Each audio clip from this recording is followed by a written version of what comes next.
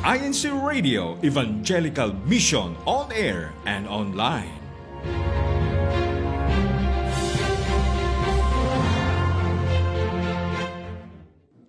Sa amin pong pinakamamahal na tagapamahalang pangkalahatan, ang kapatid na Eduardo B. Manalo, pinararating po naming lahat ang amin pong taus-pusong pagbati sa pagsapit po ng inyong kaarawan. Mga mahal naming mga kapatid, ang alinman pong organisasyon ay mayroong nangunguna sapagkat hindi magtatagumpay ang alinmang organisasyon at hindi po nito makakamit ang kanyang mithiin kung wala ang paggabay ng nangunguna. Sa Biblia po ay mababasa natin na sa mga unang bayan ng ating Panginoon Diyos ay mayroong itinalaga para manguna. Katulad po ng bayang Israel. Itinalaga si Moises, si Josue, ang mga hukom at ang mga hari. At sa panahon po ng unang Iglesia ni Cristo, ang pamamahala ay iniatang sa mga apostol nang ang ating Panginoong Jesucristo ay nasa langit na.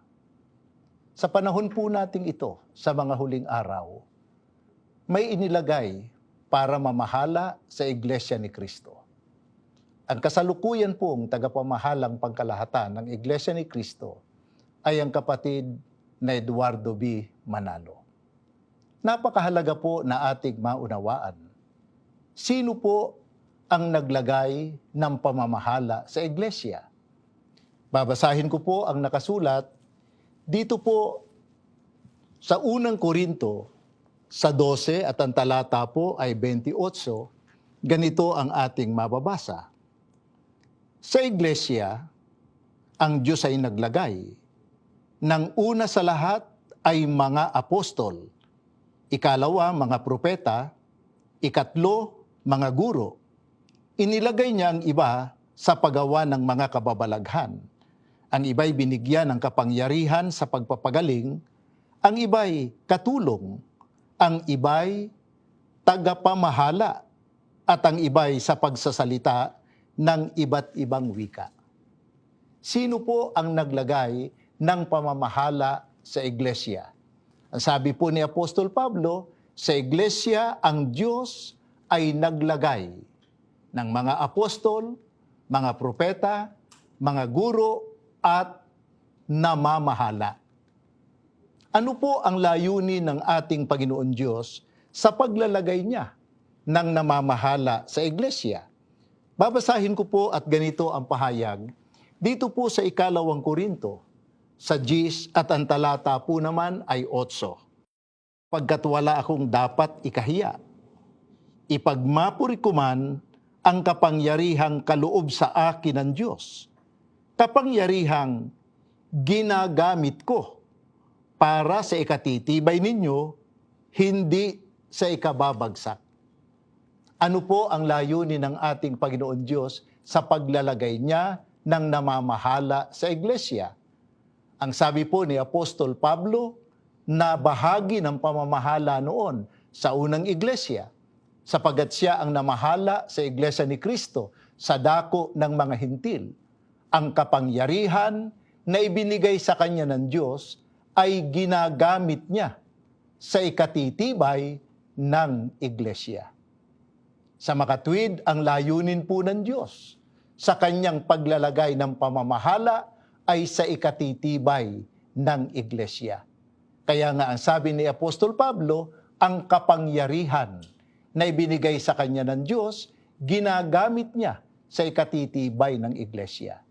Alin po ang kapangyarihang yon na ibinigay ng Diyos kay Apostol Pablo na ginagamit niya sa ikatitibay ng Iglesia? Yun po ang pamamahala na iniatang sa kanya ng ating Panginoon Diyos. Paano po isinasakatuparan ng pamamahala ang gawaing ipinagkatiwala sa kanya ng Diyos na patibayin ang Iglesia? Dinggin po naman natin ang pahayag. Babasahin ko po sa inyo ang nakasulat sa Kolosas, sa 1:28 hanggang sa talatang 29. Ganito po ang pahayag sa atin ng banal na kasulatan.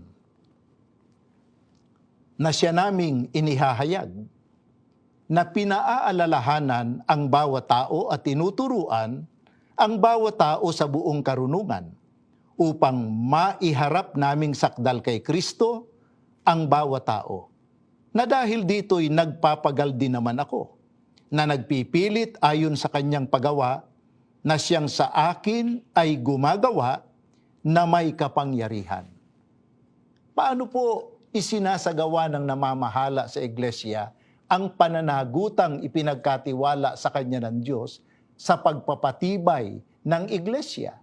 Katulad po ng ginawa ni Apostol Pablo. Ang sabi po ni Apostol Pablo, pinaaalalahanan niya, tinuturuan niya ang mga kapatid upang makarating sa kasakdalan. Ano po ang pinuhunan ni Apostol Pablo sa kanyang pagtuturo? Ang pahayag pa ni Apostol Pablo, nagpapagal din naman ako at nagpipilit sa paggawa. Ganito rin po ang nakikita nating pagpapagal ng ating namamahala sa pagtuturo sa bawat isa sa atin para tayo mapatibay sa ating paglilingkod sa ating Panginoon Diyos. Hindi po alintana ng ating namamahala ang malayong mga paglalakbay, ang pagod, ang hirap, ang puyat, matupad lamang nila ang pananagutang iniatang sa Kanya ng ating Panginoon Diyos, patibayin ang mga kapatid sa iglesia. Ano po ang katangian ng pamamahala sa Kanyang pagtuturo? Pakinggan natin mga kapatid, babasahin ko po ang pahayag dito sa unang Korinto, sa 2:4 hanggang sa talatang 5. Ganito po ang ating mababasa. Pakinggan po ninyo ang sagot sa atin ng banal na kasulatan. Sa pananalita at pangangaral ko'y, hindi ko kayo inakit ng matatamis na pangungusap, batay sa karunungan ng tao, kundi sa pamamagitan ng patutuo ng Espiritu at ng kapangyarihan ng Diyos. Kaya't hindi sa karunungan ng tao, kundi sa kapangyarihan ng Diyos nababatay ang inyong pananalig kay Kristo. Ano po ang katangian ng namamahala sa kanyang pagtuturo? Katulad din ng katangian ni Apostol Pablo. Si Apostol Pablo, ang itinuro niya ay hindi ang karunungan ng tao, kundi ang kapangyarihan ng ating Panginoon Diyos. Ano po ba ang binabanggit na kapangyarihan ng ating Panginoon Diyos? Sa Roma 1:16, ito ang Ebanghelyo, ang mga salita ng ating Panginoon Diyos. Ganito ang pagtuturo ng ating tagapamahalang pangkalahatan.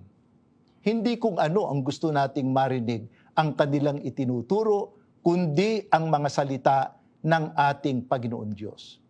Paano po nila itinuturo sa atin ang mga salita ng ating Panginoon Diyos? Kalakip ang patutuo ng Espiritu.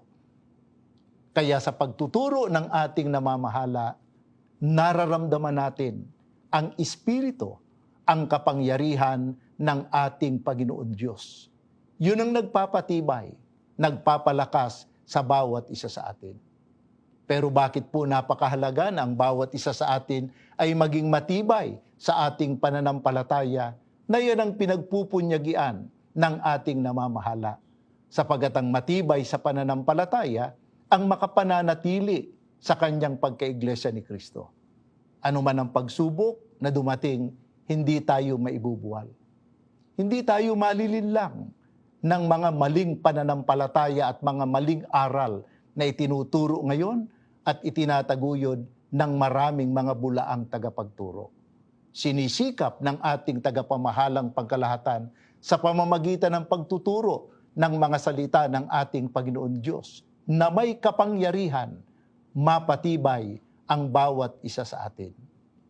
Dahil po, sa napakahalagang gawaing ito ng ating namamahala para sa kapakanan ng bawat isa sa atin, ano po ang mahigpit na itinatagubilin sa bawat isa sa atin? Pakinggan natin ang sagot. Babasahin ko po ang pahayag sa atin. Dito po sa Hebreo, sa 13 at ang talata po ay 17. Pasakop kayo sa mga nangangasiwa sa inyo, sila'y may pananagutang magbantay sa inyo, at magbibigay sulit sila sa Diyos ukol dito. Kung sila'y susundin ninyo, magagalak sila sa pagtupad ng kanilang tungkulin. Kung hindi, sila'y mahahapis at hindi ito makabubuti sa inyo. Ano po ang pananagutan ng bawat isa sa atin na mga kaanib sa Iglesia ni Cristo dahil sa kahalagahan ng pamamahala na inilagay ng Diyos sa kanyang iglesia? Narinig po natin ang pahayag ni Apostol Pablo, pasakop kayo sa mga nangangasiwa sa inyo. Bakit po napakahalaga?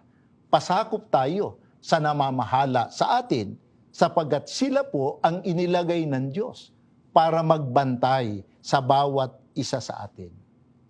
Gaano po kahalaga na napasasakop tayo sa pamamahalang inilagay ng Diyos sa iglesia?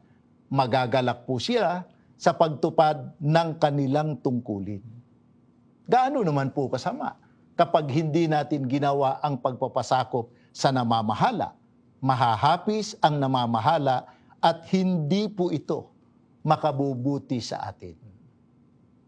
Dahil dito, ano po ang damdamin na dapat nating iukol sa namamahalang inilagay ng Diyos sa iglesia? Babasahin ko po ang sagot ni Apostol Pablo sa unang Tesalonica 5:12 hanggang talatang 13. Ipinamamanhik namin, mga kapatid, na igalang ninyo ang mga nagpapagal para sa inyo, ang mga pinili ng Diyos upang mamahala at magturo sa inyo. Pag-ukulan ninyo sila ng lubos na paggalang at pag-ibig dahil sa kanilang gawain. Magsama-sama kayong mapayapa. Ano po ang damdaming dapat nating iukol sa pamamahalang inilagay ng Diyos sa kanyang iglesia? Ang sabi ni Apostol Pablo, ang mga pinili ng Diyos para mamahala at magturo sa atin, pag-ukulan natin ng lubos na paggalang at pag-ibig. Tayo pong mga kaanib sa Iglesia ni Cristo, ganito ang iniuukol natin sa ating namamahala. Ang lubos na paggalang at pag-ibig, sapagat sumasampalataya po tayo sa kahalagahan ng pamamahala na inilagay ng Diyos sa kanyang iglesia. Kaya napakahalaga po, lahat po tayo manatiling nakaugnay sa ating namamahala. Bakit po napakahalaga na tayong lahat ay manatiling nakaugnay sa pamamahalang inilagay ng Diyos sa kanyang iglesia? Babasahin ko po ang nakasulat dito sa unang Juan, sa 1 at ang talata po ay 3. Ang aming nakita at narinig, ang ipinapahayag namin sa inyo, upang magkaroon din kayo ng pakikipagkaisa sa amin. Ang pakikipagkaisa nating ito ay sa Ama at sa kanyang anak na si Hesukristo. Bakit po napakahalaga na tayo ay nakikipag-ugnay sa pamamahalang inilagay ng Diyos sa iglesia, sapagkat hindi po mauugnay sa ating Panginoon Diyos at sa ating Panginoong Hesukristo ang sino man kung hindi siya mauugnay sa pamamahala na inilagay ng Diyos sa kanyang iglesia. Kaya sa mga hindi pa po namin kapananampalataya na nakikinig sa sandaling ito, sana'y pag-isipan po ninyong ituloy ang inyong mga pakikinig hanggang sa lubos ninyong maunawaan ang mga katotohanang nakasulat sa Biblia ukol sa ating ikaliligtas. Sa panig po naman ng ibang nagtataka kung bakit gayon na lamang ang pagpapahalaga namin sa pamamahalang inilagay ng Diyos sa iglesia, kung bakit lubos naming iginagalang, kung bakit namin minamahal ang namamahalang inilagay ng Diyos sa iglesia, ay dahil ito po ang ipinag-uutos sa atin ng ating Panginoon Diyos. Dahil dito, paano po dapat patunayan ng bawat isang kaanib sa Iglesia ni Cristo ang paggalang at pagmamahal at pagpapasakop sa namamahala na inilagay ng Diyos sa iglesia. Ganito po ang pahayag sa atin ni Apostol Pablo sa Filipos 2:14 at babasahin ko rin po ang nasa talatang 12. Gawin ninyo ang lahat ng mga bagay na walang mga bulong-bulong at pagtatalo. Kaya nga mga minamahal ko, kung paano ang inyong laging pagsunod na hindi lamang sa harapan ko, kundi bagkus pa nga ngayong ako'y wala, ay lubusin ninyo ang gawain ng inyong sariling pagkaligtas na may takot at panginginig. Paano po natin dapat patunayan ang ating paggalang at pagpapasakop sa pamamahala? Sumunod po tayo sa mga aral ng Diyos na itinuturo sa atin ng ating namamahala.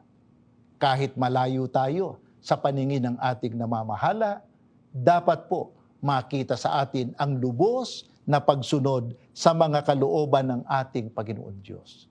Gaano po ito kahalaga na nagagawa natin ang pagpapasakop sa namamahala sa pamamagitan ng pagsunod natin sa mga kalooban ng ating Panginoon Diyos na itinuturo sa bawat isa sa atin. Ang sabi ni Apostol Pablo, ito po ang gawain ng sarili nating pagkaligtas. Sana po'y maunawaan nating lubos. Ang pamamahala sa loob ng Iglesia ni Cristo ang inilagay ng ating Panginoon Diyos para pangunahan tayo sa ating paglilingkod.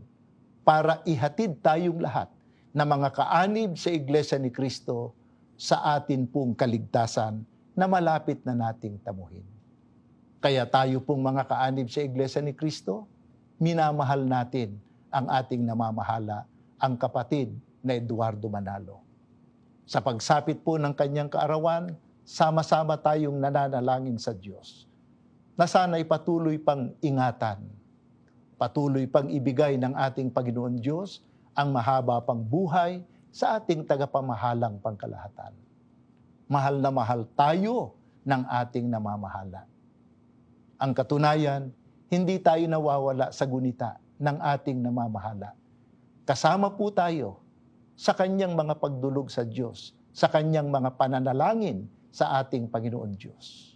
Ano po ang panalangin ng ating namamahala sa Diyos para sa bawat isa sa atin na mga kaanib sa Iglesia ni Cristo? Babasahin ko po ang nakasulat, mga kapatid, dito po sa Filipos, sa 1, at ang mga talata po ay 3 hanggang 5, at patuloy pa, ganito po ang ating mababasa na sagot sa atin ng banal na kasulatan. Nagpapasalamat ako sa Diyos tuwing maaalala ko kayo. Ang aking mga panalangin para sa inyo ay puspos ng kagalakan dahil sa inyong tulong sa pagpapalaganap ng mabuting balita tungkol kay Kristo, mula nang ito'y inyong tanggapin hanggang sa kasalukuyan. Marapat lamang na pahalagahan ko kayo ng ganito, sapagkat kayo'y mahal sa akin. Idinadalangin ko sa Diyos na bag-ibayo ang inyong pag-ibig at masangkapan ng malinaw na pagkakilala at malawak na pagkaunawa, upang mapili ninyo ang pinakamahalaga sa lahat ng bagay. Sa gayon, pagdating ng araw ng pagbabalik ni Kristo, masumpungan kayong malinis, walang kapintasan, at puspos ng magagandang katangiang kaloob sa inyo ni Kristo, sa karangalan at kapurihan ng Diyos. Ano po ang dalangin sa ating Panginoon Diyos para sa atin ng ating namamahala? Idinadalangin po sa ating Panginoon Diyos ng ating namamahala na sana masangkapan pa tayo ng malinaw na pagkakilala at malawak na pagkaunawa upang mapili natin ang pinakamahalaga. Sa gayon, pagbabalik ng ating Panginoong Jesucristo, masumpungan tayong malinis at walang kapintasan. Pinakahahangad po ng ating namamahala ang kapatid na Eduardo Manalo. Lahat tayo ay maihatid sa kaligtasang malapit na nating tamuhin. Kaya wala silang tigil sa kanilang pagtuturo sa bawat isa sa atin para maigayak na tayo sa kaligtasang malapit na nating tabuhin. Tayo naman na mga kaanib sa Iglesia ni Cristo, lalo nating mahalin, lalo nating igalang ang ating namamahala. At kung papaanong ang ating namamahalay, kasama tayo sa kanyang mga panalangin. Hindi rin natin nalilimutang ilapit sa Diyos, ipagmakaawa sa Diyos ang ating namamahala, ang kapatid na Eduardo Manalo. Sa kanyang kaarawan ngayon, sama-sama tayong namamanhik at nagmamakaawa sa Diyos. Patuloy pang ingatan ang ating namamahala. Patuloy pang ibigay ng Diyos ang mahabang buhay sa kapatid na Eduardo Manalo. Mananalangin po tayo mga kapatid. Panginoon po naming Diyos, maraming salamat po sa iyo. Naging napakapalad namin. Napaanib po kami sa Iglesia ni Cristo. Ang tunay na iglesia na siyang may karapatang maglingkod sa iyo at siyang may pag-asa sa kaligtasan pagdating po ng araw ng paghuhukom. Napakapalad po namin. Naglagay ka ng pamamahalang nagbabantay sa amin, nangunguna sa amin, walang sawang nagtuturo upang kaming lahat ay maigayak na sa kaligtasang pinakahahangad ng bawat isa sa amin. Alam po namin, lagi kaming nasa alaala ng aming namamahala. Pagka sila'y nananalangin sa iyo, kasama po kami sa kanilang idinadalangin. Gustong-gusto po nila kaming maligtas. Mahal na mahal kami ng aming namamahala. Kaya naman, kami naman ngayon ang nagmamakaawa sa iyo. Sa kanya pong kaarawan sa araw na ito, ang buong iglesia ay sama-samang nagmamakaawa sa iyo. Ingatan mo po ang kapatid na Eduardo Manalo. Pamalagiin pa sa kanya ang buhay at ang lakas, ang karunungang ipinagkakaloob mo na ginagamit sa pamamahala sa kabuuan ng iyong banal na iglesia. Ilalayo mo po sa anumang mabigat na karamdaman. Ililigtas mo sa kanyang mga paglalakbay. At kapag siya'y nananalangin sa iyo patungkol sa amin, lagi mo pong sagutin ang pagdaing ng aming namamahala. Kapag ginagamit mo siyang kasangkapan sa pagtuturo, patuloy mo pong samahan ang iyong kapangyarihan. Ibuhos mo po ang biyayang kailangan ng iyong banal na iglesia sa pamamagitan ng aming namamahala. Panginoon naming Jesus, nagmamakaawa din po kami sa iyo. Patuloy mo kaming ilapit sa ating Ama upang matanggap namin ang mga biyaya at pagpapala na kailangan ng bawat isa sa amin. Lubos po ang aming pag-asa, Ama. Tinanggap mo na ang aming dalangin. Nilingap mo na po ang kabuuan ng iyong banal na iglesia. Higit sa amin ang aming tagapamahalang pangkalahatan. Hinihiling po namin ang lahat sa pangalan ni Jesus na aming dakilang tagapagligtas. Amen.